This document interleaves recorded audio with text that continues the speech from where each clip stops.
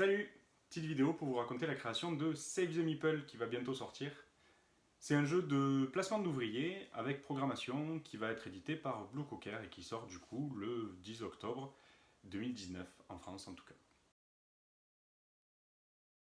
Alors d'où il vient ce projet? En fait ça vient de Dungeon Pets. C'est un jeu de programmation et de placement d'ouvriers. C'est un jeu que j'ai adoré parce que la mécanique est très fluide, que c'est très thématique, que ça nous raconte une histoire et qu'on peut s'amuser, que les règles sont très très drôles à lire. Du coup, je me suis dit, bah tiens, moi aussi j'aimerais bien faire un jeu de placement d'ouvriers. Et en fait, ça m'est venu très vite, notamment parce que je me suis inspiré de mes élèves. Le principe, c'est très simple, c'est que mes élèves, quand ils rentrent dans un bus, ils veulent toujours aller au fond. Parce qu'au fond, c'est mieux, c'est pour les bad boys, c'est pour les costauds. Alors, je vous raconterai un peu plus en détail après comment ça marche. Vers la fin de la vidéo, je vous expliquerai le résumé des règles. Étant donné que je m'étais inspiré de Dungeon Pets, je me suis placé dans le même univers. Vladej Vatil, c'était déjà le 2e tome. Je me suis dit, ça serait bien, pourquoi pas, de faire le 3e tome. Donc, quand j'ai peaufiné cette mécanique, que j'ai commencé à faire mon premier proto magnifique d'ailleurs. Attendez. Premier proto, attention. Et donc, j'ai envoyé un mail à Vladej Vatil.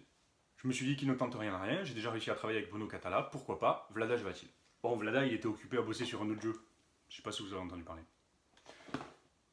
Et donc, il m'a pas répondu. Jamais. Tant pis. Du coup, j'ai quand même gardé le thème parce que je trouvais ça sympa et je me suis mis à imaginer des gobelins qui se montent dans un train. De suite dans ma tête, je me suis imaginé dans l'univers d'Harry Potter en fait. À Gringotts, avec les gobelins qui descendent dans des wagonnets pour rejoindre les coffres. Mon proto est donc basé sur ces gobelins qui vont monter dans un train, qui vont aller faire des actions dans des lieux. Donc ils vont prendre le train, ils vont aller dans des lieux, sauf que si tu te mets dans le train, tu es sûr d'avoir une place. Mais quand tu arrives sur le lieu, tu descends dernier du train, donc tu n'es pas sûr de pouvoir faire ce que tu veux sur le lieu. Voilà. Et après, je me suis dit, il me faut un objectif pour ça. Qu'est-ce que ça peut être? Des gobelins. Construire une fusée. Normal. Et là, il y a eu un problème. Le problème, c'est que j'ai joué à Imhotep. Imhotep a été nommé au Spiel des Jahres. Alors Imhotep, c'est un jeu de Phil Walker Harding. C'est un auteur que j'aime beaucoup, qui notamment a fait Cacao. Attends, je l'ai trouvé. Il a fait Cacao. C'est ça. Imhotep a la même mécanique de jeu. La même, c'est-à-dire que on va placer des pierres dans un bateau, ou envoyer un bateau pour déplacer les pierres sur les actions. Et bien, dans Save the Meeple, c'est les mêmes actions. Et ça, c'est un problème. C'est un problème ou pas? Parce qu'en fait, la complexité du jeu n'est pas la même, l'univers du jeu n'est pas le même, et la mécanique du jeu est très très proche, mais n'est pas tout à fait la même. Déjà, ce qu'il faut savoir, c'est que le jeu peut se terminer de 2 manières différentes. Donc j'ai continué à bosser sur mon jeu. Et c'est là que j'ai rencontré Alain Ballet. Alain Ballet, c'est l'éditeur de Blue Cocker, qui a fait avant Medieval Academy, qui a fait Meeple War, qui a fait d'autres jeux. Je continue à bosser sur le jeu et je montre à des copains éditeurs, notamment Cédric Lefebvre de Ludonote et Alain Ballet de Blue Cocker. Cédric Lefebvre, il me dit une phrase dont je me rappelle, c'était « C'est bien, tu as trouvé un très bon moteur, maintenant, il n'y a pas de carrosserie sur ton jeu. » C'est-à-dire qu'en gros, il ne raconte pas d'histoire, on vit rien. Blue Cocker me dit pareil. Il me dit, moi j'aime beaucoup le jeu, mais il va me falloir une histoire. Alors du coup, je cherche une histoire, j'essaye de trouver quelque chose, et je joue à Fresco.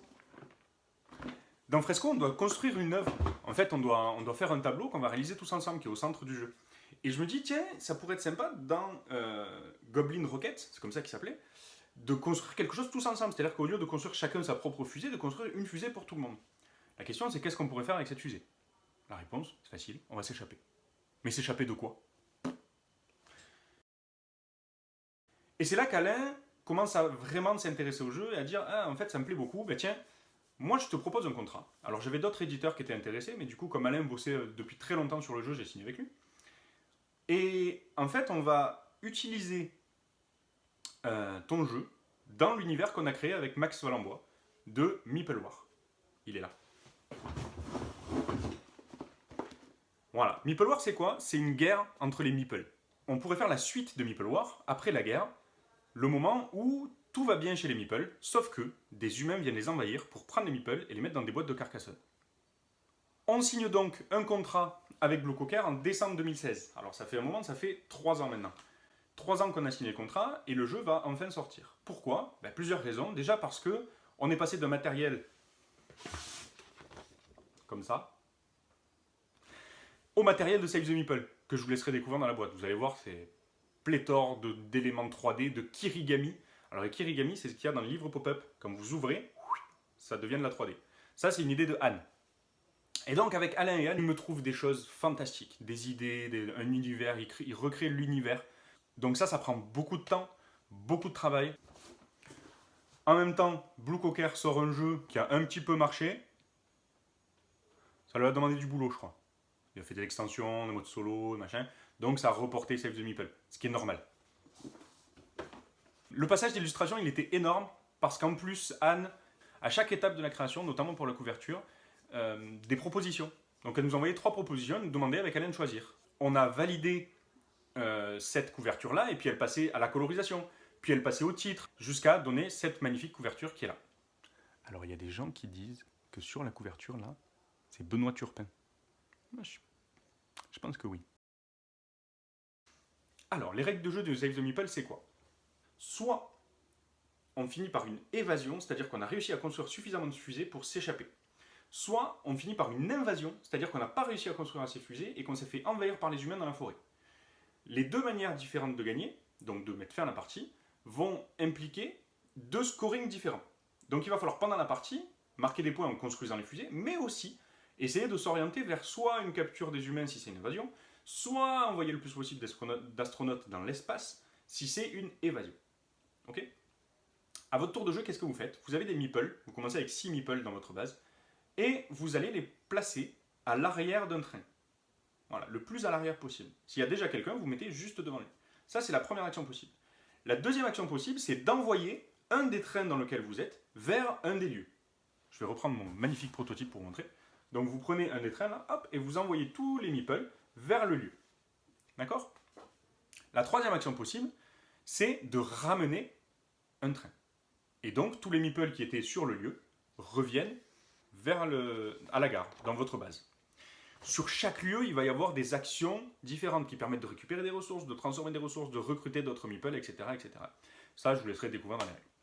Et voilà, on joue jusqu'à ce que des fusées soient construites ou que les humains aient envahi la forêt. Voilà, je vous souhaite bon jeu à tous et à bientôt.